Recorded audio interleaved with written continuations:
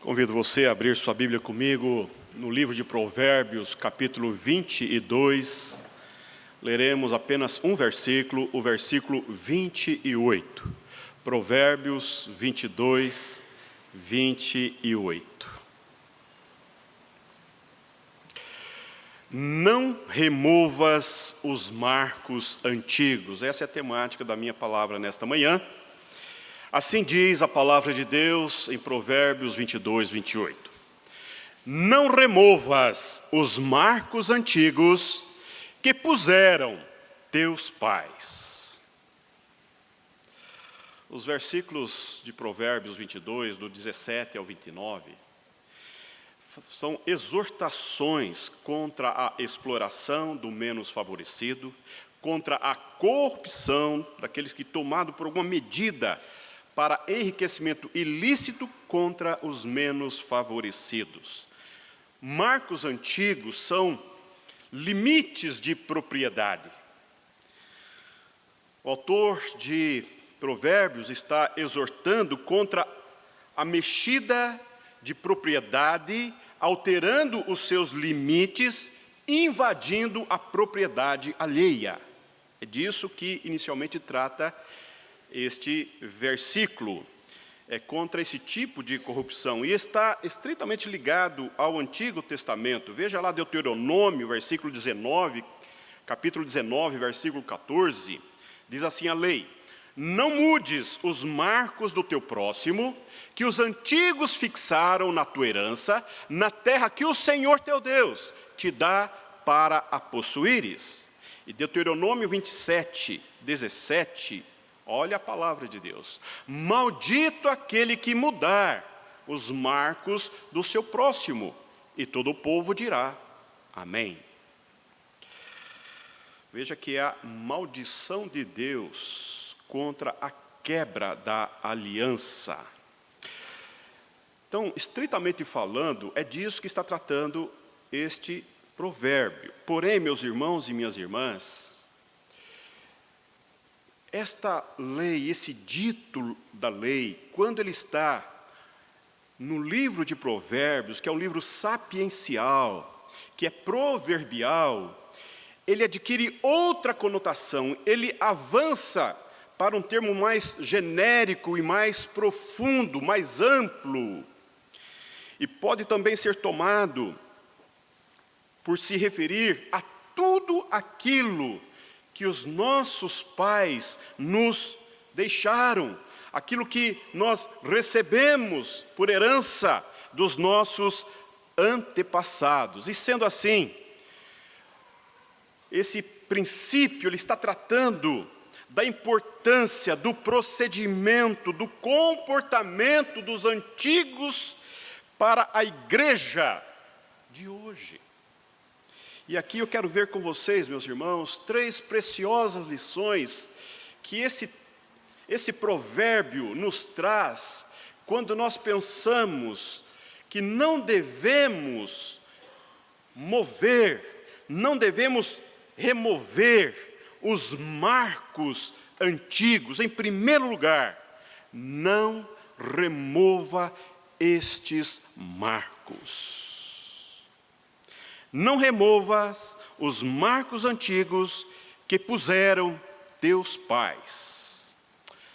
Há uma tendência hoje muito grande de não respeitar ou até mesmo denegrir o legado histórico dos santos servos do Senhor que viveram na história.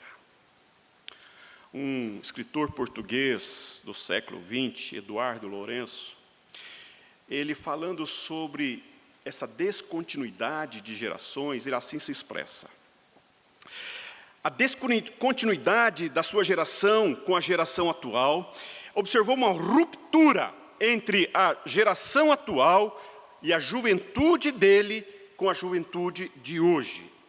A época que ele estava falando isso, ele estava com 60 anos, e ele diz: é uma geração sem história. Uma geração que despreza completamente o legado que deveria receber com alegria. E que, na verdade, fazia do seu presente, da sua atualidade, a sua única história. É uma geração, diz ele, que vive apenas do presente, sem olhar e sem considerar o que foi a sociedade de outrora, ainda que de um passado muito recente. O passado recente perdeu-se e vive um esquecimento com relação ao seu próprio passado.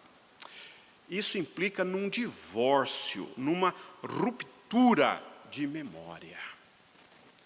Hoje, qualquer pessoa acima dos 40 anos é capaz de perceber quantas mudanças ocorreram, não é? Se comparado à sua infância com a infância dos dias atuais. Quantas mudanças ocorrem.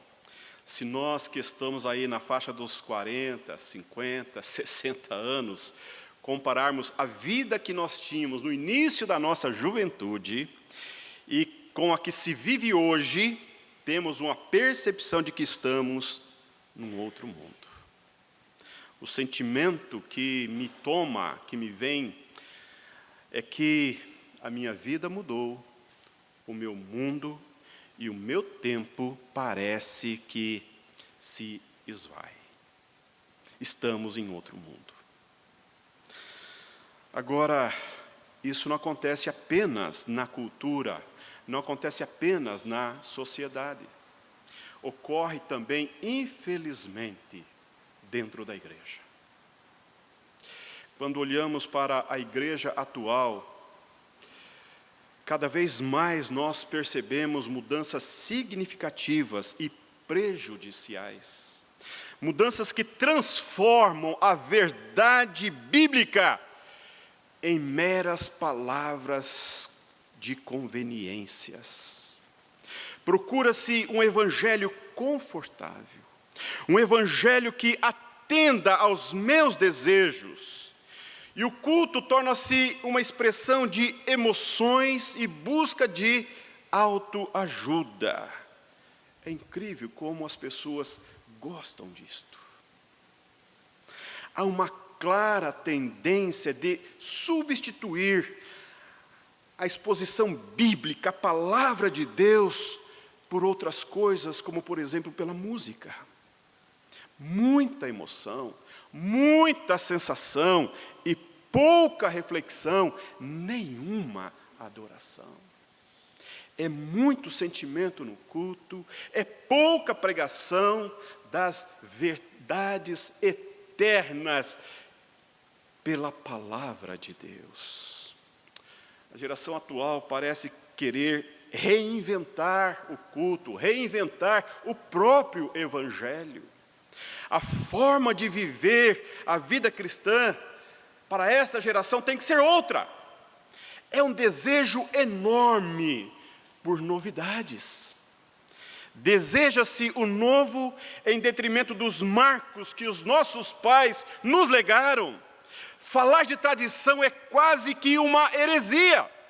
Falar de algo tradicional faz com que os jovens torçam o nariz, parece algo tolhedor, castrante, cheiro de naftalina, coisa de antigos. Algo que deve ficar em algum lugar, talvez no museu. O apóstolo Paulo, quando ele escreve para Coríntios, um dos poucos elogios que ele faz àquela igreja, na primeira carta, capítulo 11, versículo 2, ele vai dizer assim: de fato, eu vos louvo porque em tudo vos lembrais de mim e retendes as tradições, assim como vô-las entreguei. Meus irmãos e minhas irmãs, esta ênfase no novo, no atual, no diferente, parece que nós cristãos não percebemos isto, mas é uma simples influência direta e poderosa dos projetos de mudanças, dos valores sociais e de todas as coisas boas da tradição cristã evangélica, da nossa sociedade, da nossa cultura. É a substituição disso, aniquilamento, é a mudança, é colocar na lata do lixo tudo aquilo que nós recebemos de herança dos nossos pais. É a substituição da ética cristã, da moral evangélica, que formavam a base da nossa sociedade, por outros, talvez possamos dizer, princípios pagãos e anticristãos. É isto. É isto. É o diferente, é o novo. Tem que ter outra coisa. Isso que o pessoal está vivendo não nos basta, não é suficiente. Nesta manhã a palavra de Deus está nos dizendo: não removas os marcos do passado. Há limites que não devem ser extrapolados. Temos que ter grande cuidado para não desprezar o certo e antigo em favor do novo, herético e blasfemo tantas vezes. É preciso ter essa coragem, é preciso ter esse vigor para mantermos os marcos que nós legamos dos nossos antepassados. Em segundo lugar, a segunda lição: há limites, há marcos estabelecidos na história, na tradição cristã, que nós devemos considerar. Não remova os marcos antigos que puseram teus pais, diz a palavra de Deus. E aí eu estou me referindo aos limites que têm a ver com a ética e a moral. Valores esposados e vivenciados pelos crentes, que se traduzem em práticas que não devem ser ignoradas ou substituídas. Meus irmãos, nós devemos entender que há uma única forma de viver o Evangelho, há uma única forma de viver a vida cristã. E esta forma se resume na obediência, na consagração pessoal, na consagração familiar a Deus.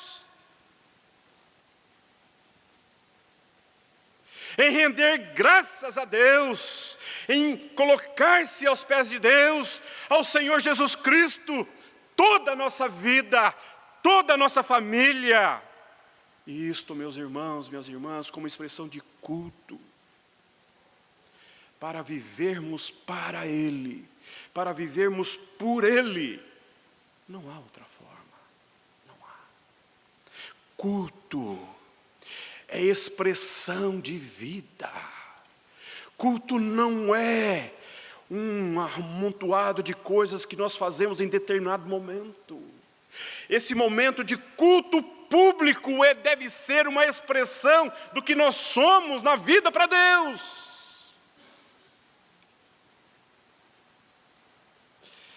Tem que ser assim, simplesmente isso, nada menos que isto. Devemos viver para Deus. A Bíblia chama o povo de Deus de nação santa. Santo significa separado para Deus no mundo. A Igreja Presbiteriana do Brasil é herdeira de uma tradição puritana das mais belas que se pode ver na história. Os nossos símbolos de fé, a Confissão de Fé de Westminster, o Catecismo Maior e o Breve Catecismo, são frutos, são as expressões dessa bela teologia puritana, que preza pela pureza doutrinária, fundamentada exclusivamente na fiel exposição da palavra de Deus.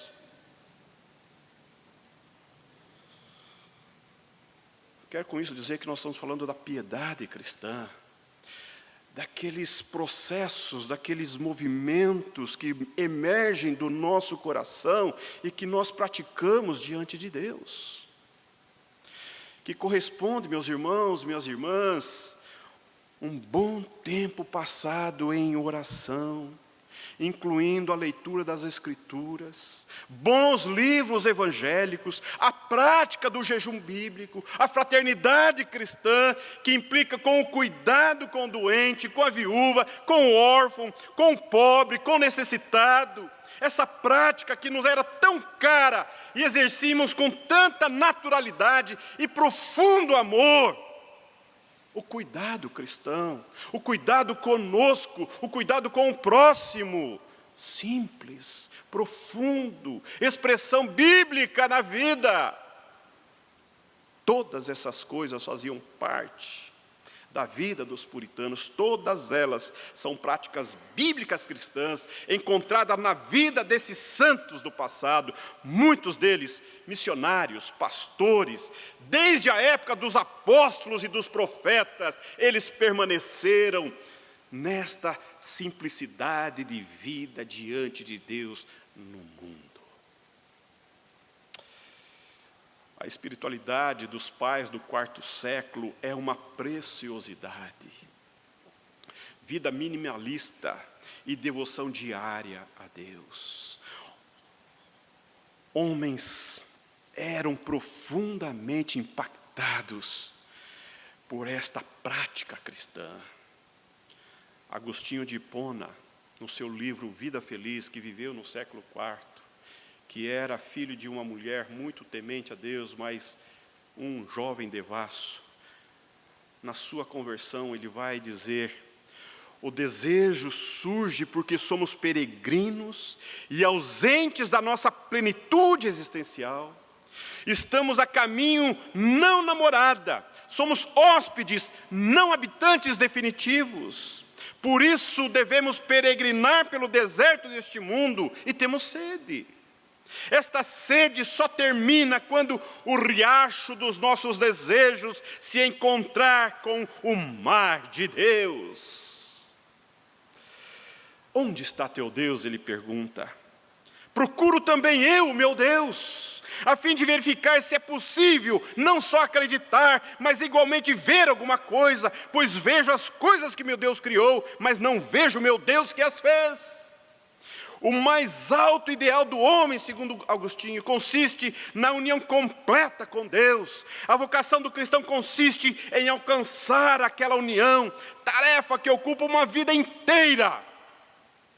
Nessa procura, por si só, a fé é apenas o ponto de partida da caminhada, a inteligência sendo auxiliadora, a serviço da alma, no cumprimento dessa tarefa. Este homem traduz um espírito cristão do seu tempo, um desejo profundo de estar em Deus, de vivenciar a partir de Deus. João Calvino vai, na introdução das suas Institutas, ele vai dizer que nós só conhecemos a nós a partir de Deus. É o conhecimento que nós temos de Deus que gera em nós o conhecimento de nós mesmos, para que não venhamos a ter ufanismos, vanglória. Joseph Allen, ele viveu entre 1634 e 1668. A sua esposa deixou um registro muito interessante acerca dele. Ela diz assim: homem muito preocupado, se os seus artesãos, ferreiros, padeiros começavam seus exercícios de trabalho antes dele estar em comunhão com Deus pela oração e pela leitura bíblica. Muitas vezes dizendo: como este ruído me enche de vergonha. Será que o meu mestre não merece mais do que o mestre dele? Ao levantar em alta madrugada, este homem, dizendo à esposa, se visse os seus trabalhadores nas lidas diárias, já trabalhando antes de ele buscar a Deus, ele sentia vergonha e perguntava: será que o meu mestre não merece mais do que eles estão fazendo? Eu penso que um homem como este hoje seria taxado de paranoico, de desequilibrado. Meus irmãos, minhas irmãs, é muito importante que nós leiamos bons livros cristãos, que nós acompanhemos os textos belos que estão sendo produzidos hoje, mas também devemos ler os clássicos do passado. Devemos ler bons autores do presente, mas não devemos deixar de lado os bons autores da história da igreja. Não nos esquecendo dos pais da igreja, dos teólogos que nortearam a vida da igreja, ler suas biografias. São marcos, são referenciais nos quais forjamos a nossa identidade cristã. Porque a palavra de Deus, na vida destes, forjaram o caráter de Cristo e conduziram os processos históricos. Martin Lloyd-Jones, ao falar desse cuidado do antigo e do novo, ele dizia: para que a igreja se mantenha a mesma, para que a igreja tenha o mesmo estilo de vida, a mesma consagração, a mesma dedicação que estes homens tiveram durante a história da igreja. Há um só evangelho. Não há um evangelho para cada crente, há um só evangelho, apenas um evangelho, o evangelho de Jesus Cristo. E a única expressão de fé que é integral, viver 100% para Deus.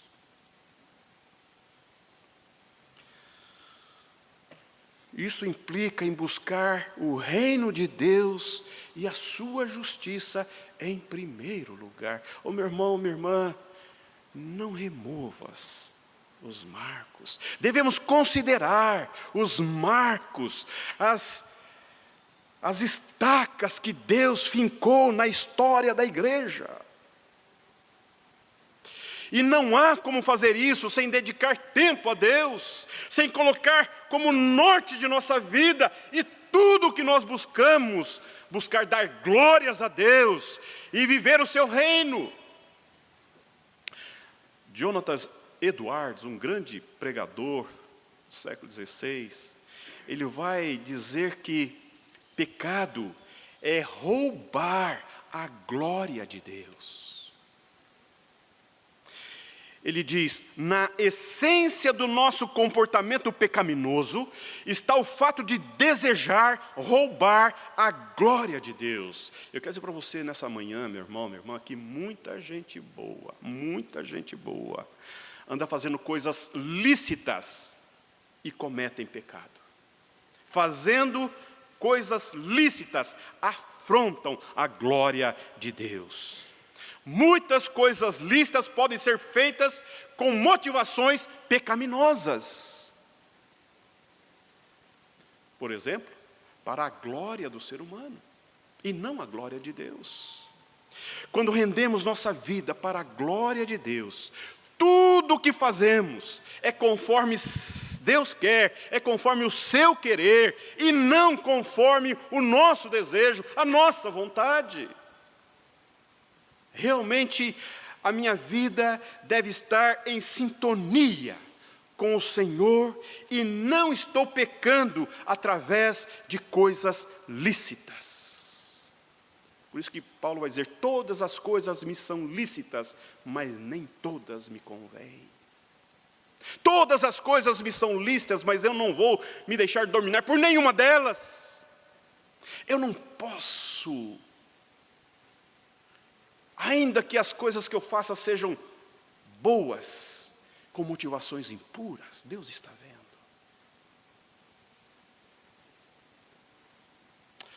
Nossa geração tem uma agenda ímpia.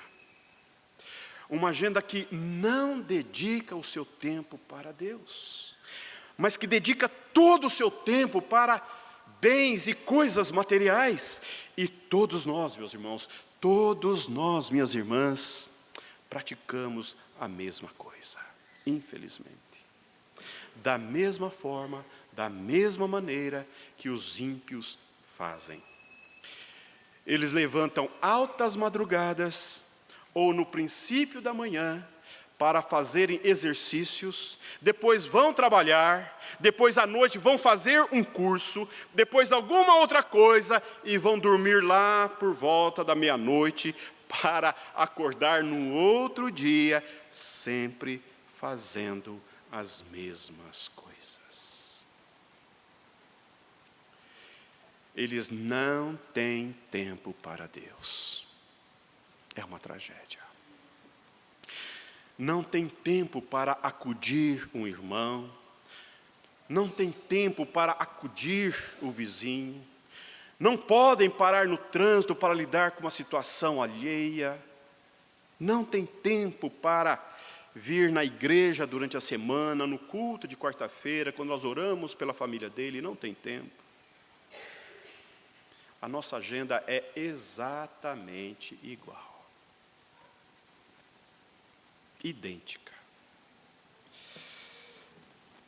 Às vezes nós achamos que a impiedade é não devotar, é não viver no pecado. Às vezes achamos que a impiedade está longe de nós. Achamos que a impiedade está na casa do vizinho, na casa dos filhos do vizinho, na casa de parentes e não dentro de casa. Mas não é apenas viver no pecado, absolutamente não é somente isto. Impiedade é não devotar a nossa vida a Deus, para a glória de Deus. Isso é impiedade. Nós que conhecemos a verdade, nós que recebemos a graça maravilhosa do sangue do Cordeiro, que somos chamados de santos para Ele, não usar o nosso tempo para Deus, mas para nós mesmos. Meus irmãos, minhas irmãs, nós não podemos desprezar o legado que recebemos de nossos irmãos e pais do passado. Não podemos romper com a história, com o legado, com a tradição, com aquilo que Deus fincou na história. O estilo de vida, as tradições e a mesma dedicação de fé que os antigos tiveram. São referenciais, são marcos, são colunas. Não remova os marcos. Marcos que não devem ser removidos, diz o autor de Provérbios. Em terceiro e último lugar, a terceira lição preciosa para nós nesta manhã, acerca deste provérbio. Foram os pais que colocaram estes marcos. Não removas os marcos antigos que puseram teus pais. São marcos colocados pelos pais. Como disse anteriormente, hoje há uma grande ênfase no novo. E essa ênfase no novo não é apenas nos conceitos novos, mas também na juventude.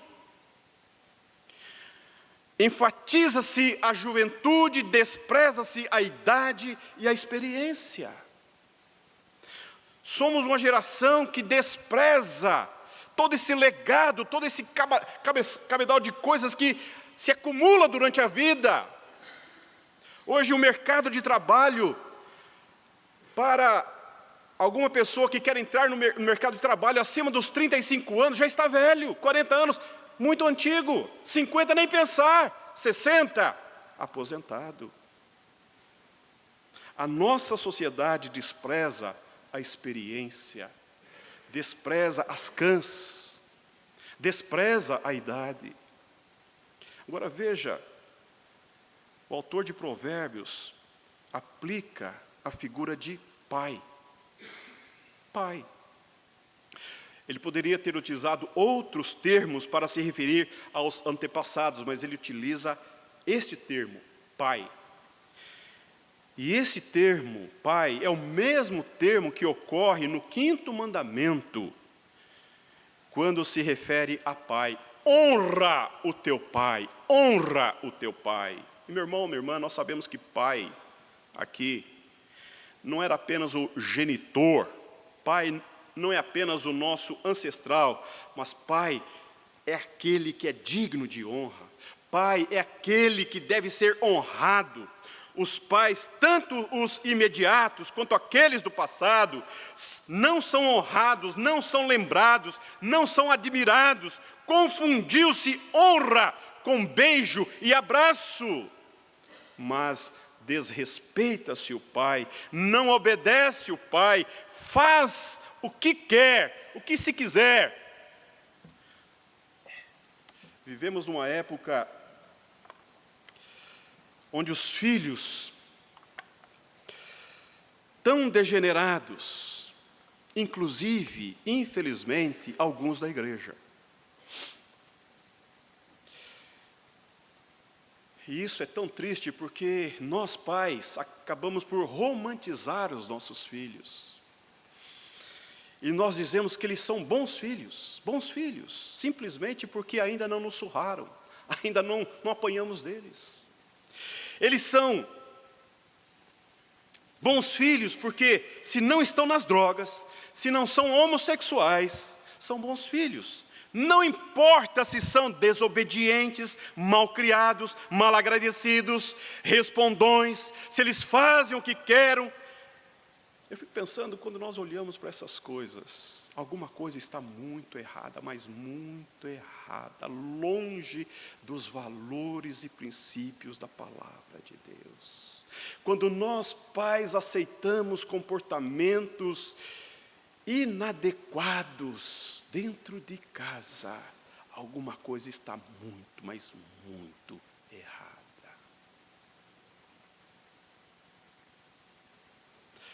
Quando nós olhamos para isto, compreendemos que, de fato, os pais de hoje, os pais do passado, por consequência, não são honrados, não são admirados, não são imitados nos seus bons comportamentos e procedimentos. A Bíblia fala que os pais dos passados são mortos que ainda falam. O autor de Hebreus vai dizer que mortos que falam pela vida deles, pela vida que tiveram, pela vida que deixaram para nós, a melhor herança, a herança mais preciosa de todas, o exemplo de uma vida piedosa e vitoriosa aos pés de Cristo. Oh, meus irmãos, oh, minhas irmãs, como isto é simples, como isto é simples, e como é difícil encontrarmos isto na nossa cultura. O autor, referindo-se àqueles que viveram no Antigo Testamento, ele vai dizer: homens dos quais o mundo não era digno. E mesmo depois de mortos, ainda falam. Aqui cabe uma avaliação do passar de gerações.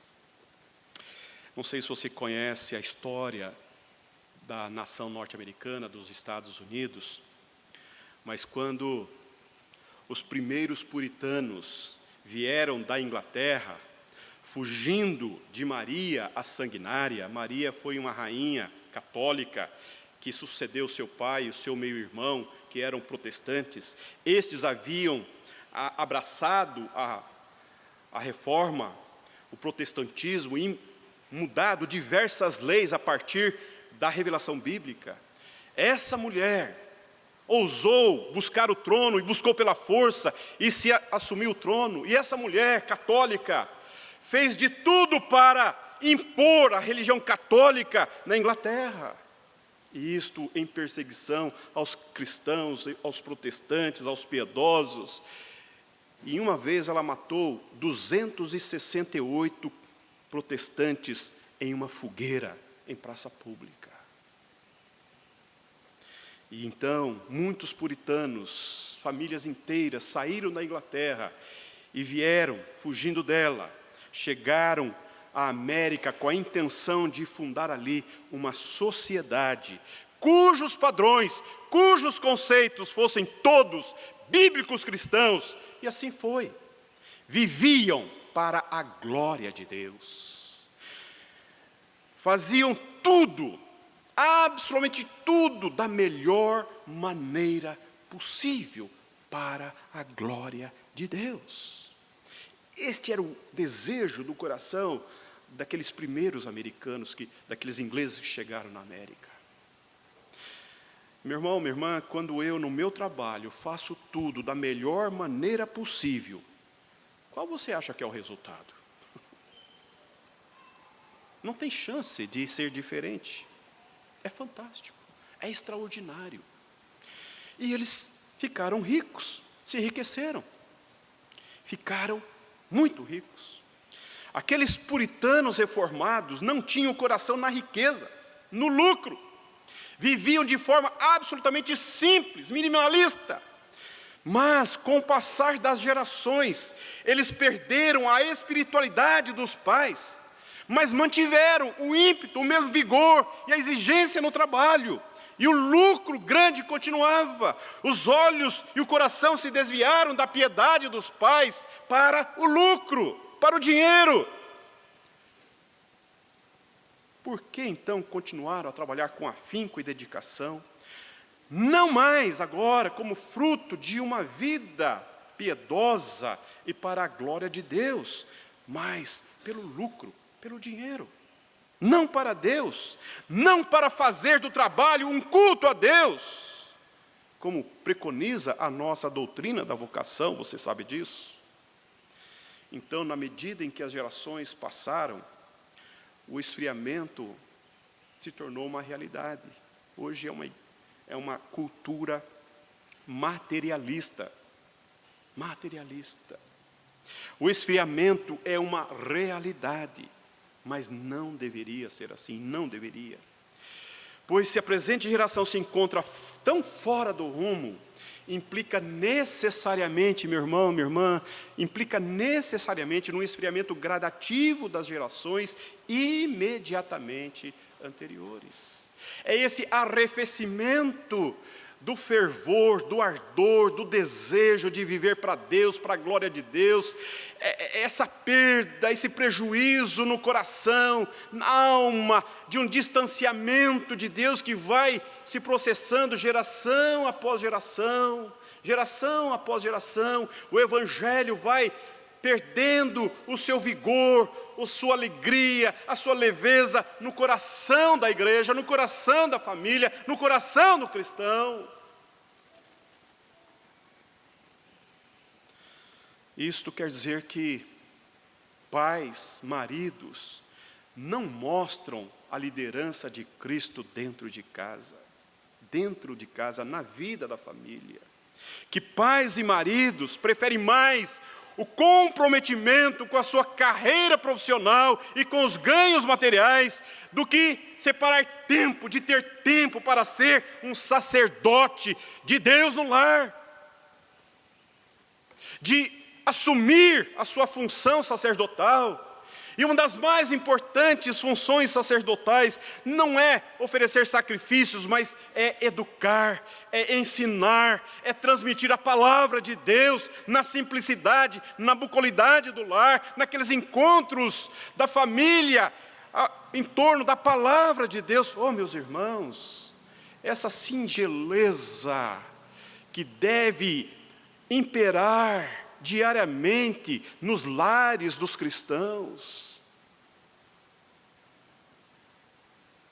Os pais perderam dentro de casa essa função de ensinar a esposa, de ensinar os filhos, de ensinar a família pela palavra de Deus, de incutir pela fala, pela reprodução da palavra de Deus, pela leitura da palavra de Deus, para ensinar a decorar versículos, para inculcar na teia do infeliz a palavra de Deus. Mães que têm abandonado a casa e os filhos para construir carreira profissional por influência do mundo. É claro que é devido às mulheres também buscarem seu crescimento pessoal, mães irem ao mercado de trabalho, mas desde que meus irmãos e minhas irmãs me compreendam bem, desde que não haja sacrifícios exagerados de sua função maternal, de seu compromisso com o seu lar, com a sua família. Provérbios capítulo 14, versículo 1 diz: a mulher sábia edifica a sua casa, mas a insensata com as próprias mãos a derruba. E não é que a mulher insensata deseja destruir o lar, destruir a casa, destruir a família, não é isso, mas pelo próprio fato de ser insensata, as suas melhores atitudes destroem.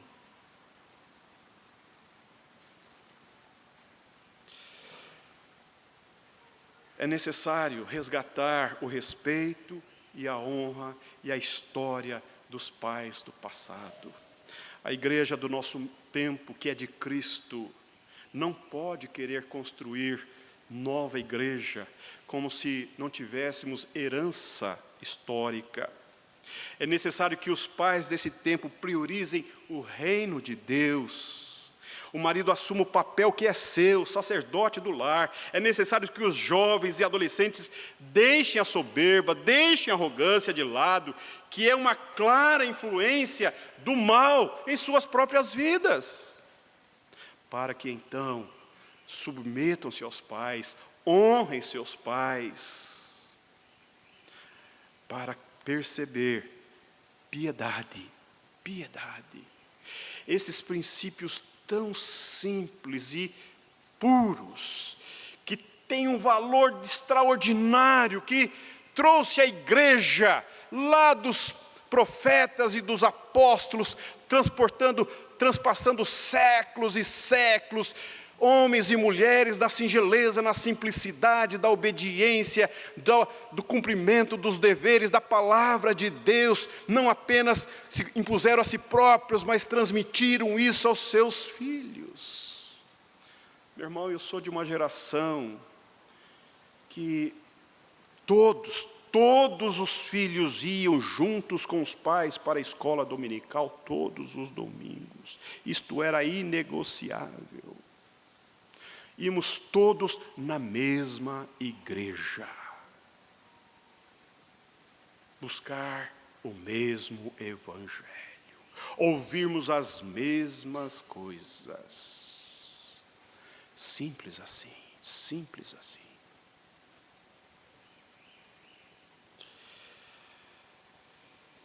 Nós que já rompemos aí a casa dos 40, dos 50, e eu estou chegando nos 60, não é? Já ouvimos histórias de crentes que hoje estão aí na faixa dos 80, e temos aqui diversos deles hoje, não é? Que não mediam esforços para irem à igreja. Não mediam esforços. Gente que enfrentava frio, enfrentava chuva, enfrentava tempestade, enfrentava sol quente. Gente que andava quilômetros a pé, correndo o risco de ficar no meio do caminho, de não conseguir chegar a tempo no culto. Famílias que marchavam longas jornadas, saindo de sítios, de fazendas, às vezes em cima do mulo, às vezes em carroça, tantas vezes em carros.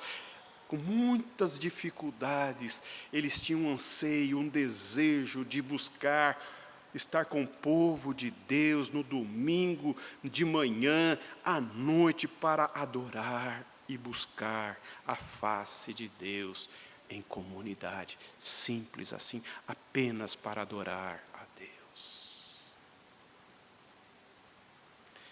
Por 6 meses eu morei no sítio de meus pais. Fiz arte na escola, perdi o ano e fui morar no sítio dos meus pais, só com meu pai. 6 meses, aprendi muito. E meu pai, todas as quartas-feiras, nós marchávamos cerca de 6 quilômetros depois do dia de trabalho, para irmos a uma igreja Assembleia de Deus, congregarmos com os irmãos assembleianos, a pé. Não tinha estrada, era picadinhas no meio das plantações. Riscos? Só eu que era adolescente me lembro bem dos meus medos. Íamos prestávamos culto a Deus na simplicidade daqueles irmãos abençoados, e depois voltávamos 9 horas, 9h30, chegávamos em casa 10 horas, mais 6 quilômetros de volta, sem farolete, nem celularzinho, para nada, na confiança da fé. Isso marcou a minha história. Precisamos aprender com os nossos pais. Não podemos abrir mão do legado que eles nos deixaram. Não é, Dona Maria? É isto. Como os crentes mudaram. Como os crentes mudaram. E mudaram tão rapidamente. Tão rapidamente. As gerações do passado são como que mitos para os nossos dias. Não remova os marcos antigos. Sejamos, meus irmãos, a mesma igreja. Sejamos na prática, na vida piedosa, na vida devocional. Priorizemos o reino de Deus. Devotemos a nossa vida para a glória de Deus. Só a glória de Deus. Eu quero concluir. Nós estamos marchando para o 1º centenário da igreja. E há uma alegria imensa no meu coração de fazer parte, uma pequena parte dessa história, porque quando nós olhamos a história desta igreja, Deus levantou mães e pais do passado para nos darem o que nós temos hoje. É nossa responsabilidade pegarmos este bastão que recebemos e avançarmos na história, mantendo os mesmos marcos que nós recebemos dos nossos pais. Que Deus te abençoe. Que Deus nos abençoe. Meus irmãos e minhas irmãs,